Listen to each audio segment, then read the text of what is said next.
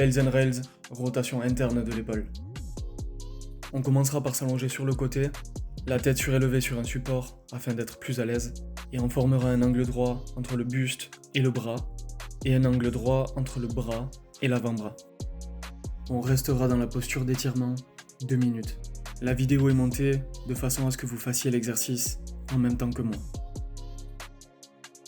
Ici, pendant le temps d'étirement, afin de mieux nous détendre, on adoptera une respiration dite diaphragmatique.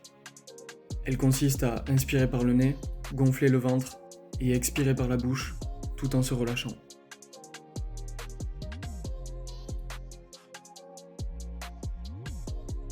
Le but de cet étirement va être d'augmenter progressivement la rotation interne de l'épaule. Pour ce faire, on veillera à conserver l'angle droit entre le bras et le buste, l'épaule bien plaquée au sol, et on augmentera progressivement la pression exercée avec l'autre bras.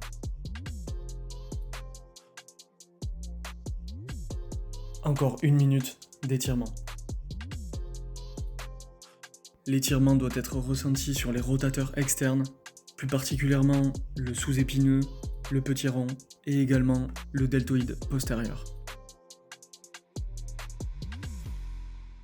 Une fois les 2 minutes d'étirement passées, on effectuera un travail agoniste et antagoniste à la rotation interne de l'épaule.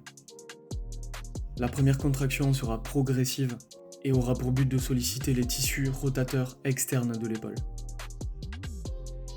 La deuxième contraction sera, elle, dynamique, directement à 100%, et celle-ci aura pour but de solliciter les rotateurs internes de l'épaule, plus particulièrement le sous-scapulaire et le grand dorsal, et de manière secondaire, le grand pectoral, le grand rond et le deltoïde antérieur.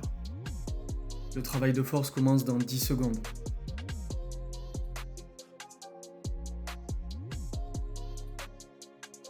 Et c'est parti, à 20% d'intensité, on force contre la main opposée. On augmente progressivement 40%, 60%, 80% et 100% pendant 15 secondes. Évidemment, on adapte l'effort à ses capacités. Si une douleur au-dessus des 3/10 survient, je redescends au palier de force précédent.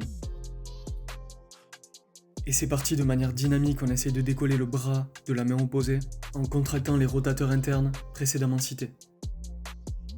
L'intensité doit être maximale, mais toujours de manière sécurisée. Et stop, on va pouvoir relâcher. Ici, entre les 2 cycles de Pels Rails, on prendra 30 secondes pour étirer les tissus et trouver une nouvelle amplitude. En général, le premier cycle offrira une amplitude plus profonde.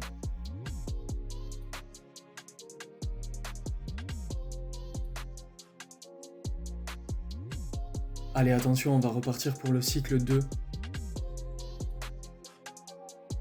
Et c'est parti à 20%. 40%. 60%. 80%. Et 100% pendant 15 secondes.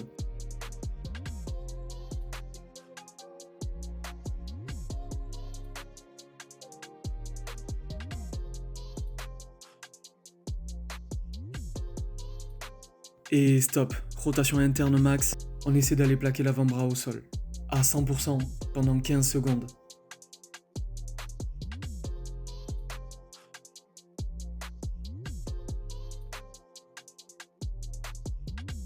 Et ok, on peut relâcher.